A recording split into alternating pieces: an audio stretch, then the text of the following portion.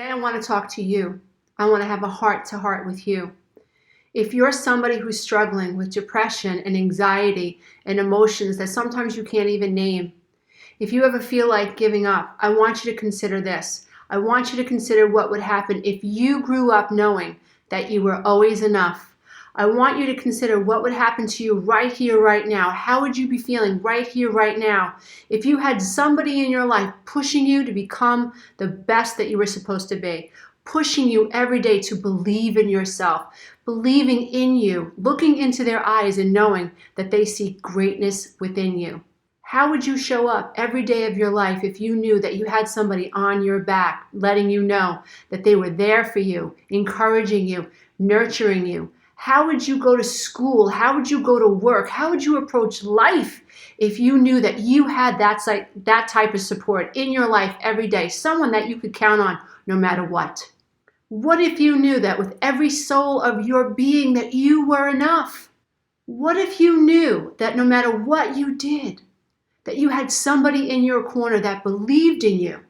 What if you grew up having people and maybe even a family that supported you, that encouraged you, that said to you, yes, go out, follow your dreams. Yes, that's awesome. You can do this. You can really do this. What would happen to you in your life today if you had that kind of encouragement from day one?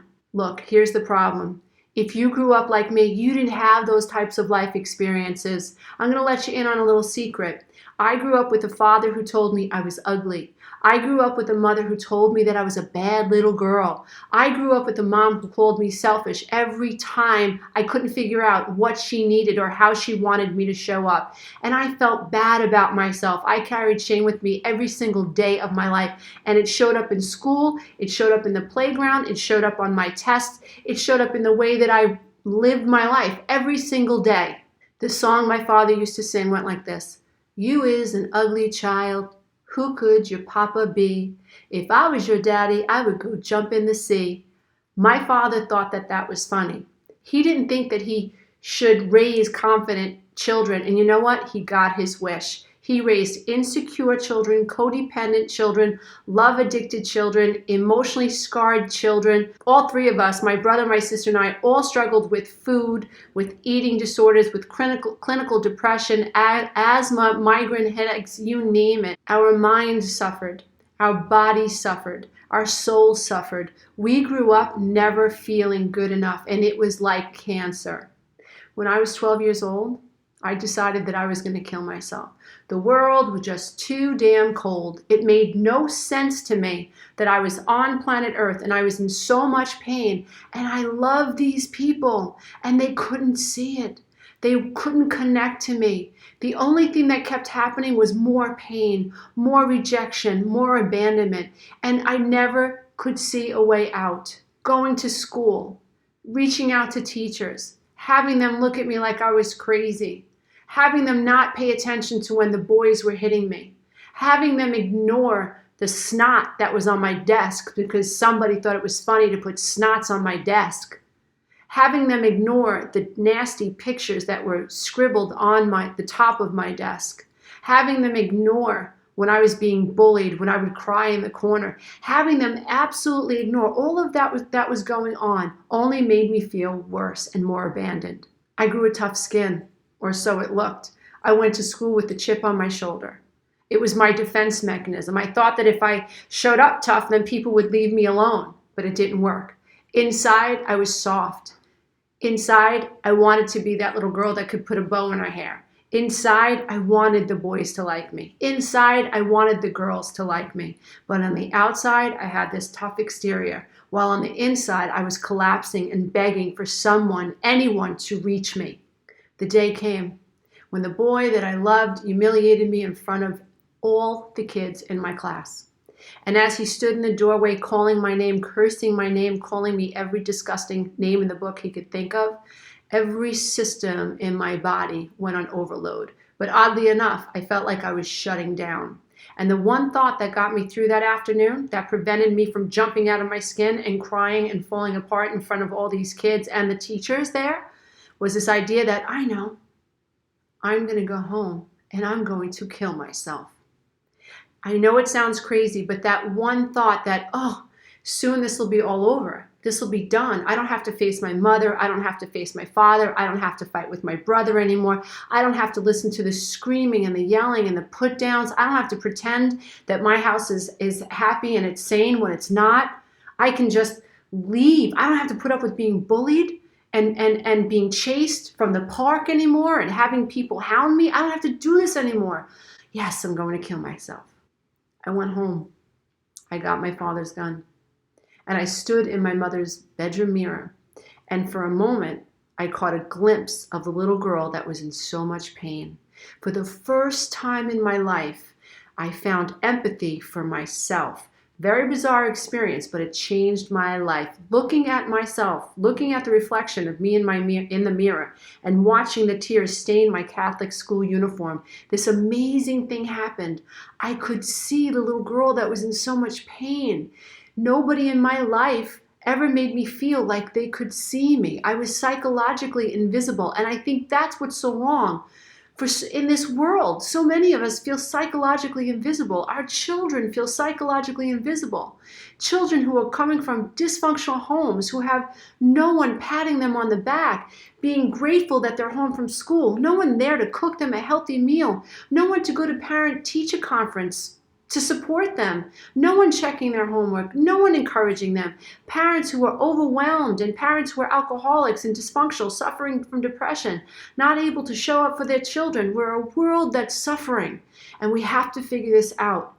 But the only thing that we have control over is us. We have to figure ourselves out. And once we figure that out, I think it's up to us to share what we learned.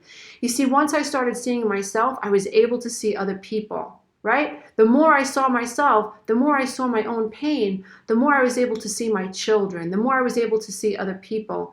Now I get it. But when I was 12 years old and I had no one that I can turn to, the world was a very dark place. And I think it's up to us. We've got to find as many ways as possible to reach out to children who feel like they're alone. Children don't have, their brains are not wired yet. They don't understand cause and effect. They are limbic. They are emotional. If you are someone who's suffering, if you are that kid and you feel alone and you feel like no one's there for you, you might be right. People might not be showing up for you. Your teachers might not get it. Your parents might be so dysfunctional or so out of it or so dissociated or so depressed or whatever, or so aloof that they don't see you. You're right if you feel this pain, but don't let it end there. That doesn't have to be where your story ends. You can begin seeing you. You can begin understanding that you are valid, and it's not your fault if the adults in your life don't see you. I want you to believe in the light that you are. I want you to believe. I don't care if you're 2, if you're 12, if you're 22 or 52 or 102. You have to believe that you are worthy. You have to believe that you are divine. You have to understand that what happened to you matters. Who you were born to matters. How people treated you mattered. Whether or not you got the right nurturing or you didn't mattered. If you were abandoned, that matters. If you were adopted and you were abused, or if you're pushed around in foster care, that matters. If you were sexually abused by a sibling, that matters. If you were sexually abused by a member of the family, a member of the clergy, and how that was dealt with in your family matters. What I'm trying to say is you matter, and everything that happened to you matters. Please, it is not your fault if you didn't have people support you. It is not your fault if people didn't nurture you. You deserve to be nurtured, and you are enough. But I am here to tell you, as somebody who thought she was going to kill herself that day when she was 12, who had no one in her life that she thought that she could turn to, who felt extremely abandoned and rejected and disillusioned by society, I am telling you that I was able to turn my life around. It wasn't easy. It was really hard. And many, many years came where I had to struggle through dysfunctional thinking, self-sabotaging thoughts, negative emotions, negative self-talk, and depression, and eating disorders. I went through so much of it, just like so many of you. But I am telling you, now that I am on the other end of it, I learned to believe in my innate value. And no matter how dark your life is, no matter where you are in your life, you must learn to believe that you are here. And because you are here, you matter. You're actually matter. You're atomic matter. Therefore, you're matter. And you matter. Please, if you're suffering from depression, if you're suffering from toxic loneliness, if you're suffering from codependency, if you're suffering from severe negative self-talk, know that there's a way out. Reach out in your community. Research and find people that you can go to that can understand what you're going through. You are not alone. Reach out to the Suicide National Hotline. Reach out to a 12-step group. Go to a mentor. Find someone and tell them the truth. Tell them what you're truly struggling with. But at the end of the day, please believe that you were born enough and that what happened to you matters. You can restructure your life as long as you understand that it's not you, it's what happened to you that is wrong. You are worthy and you are divine. If you've meant to hear this message, that you've received it. And if you know someone who's struggling, don't let them struggle alone. Reach out. Do whatever you can to get someone that you know is struggling the mental health resources they need, the support they need. Talk to somebody. We need one another. And as we move forward with technology, we're seeing what happens. We're seeing it. Playgrounds are emptier. The malls are closing. People are meeting outside less and less often, right? We're learning online. We're not even learning in school classrooms anymore. And yet human beings are born to connect. We need one another. We need ourselves. And when we feel abandoned and disconnected from, we suffer the worst human experience ever. Loneliness, rejection, and abandonment from our own tribe. You are a member of the human tribe. It doesn't matter who your mother and father is. You matter. You matter. You're an aspect of humanity. Please learn to believe that you are enough. Please learn to connect to yourself. Please, and if anyone out there, if you see a child who's struggling and in need, please do what you can to get that child the resources they need. Namaste, and thank you for listening. Bye for now.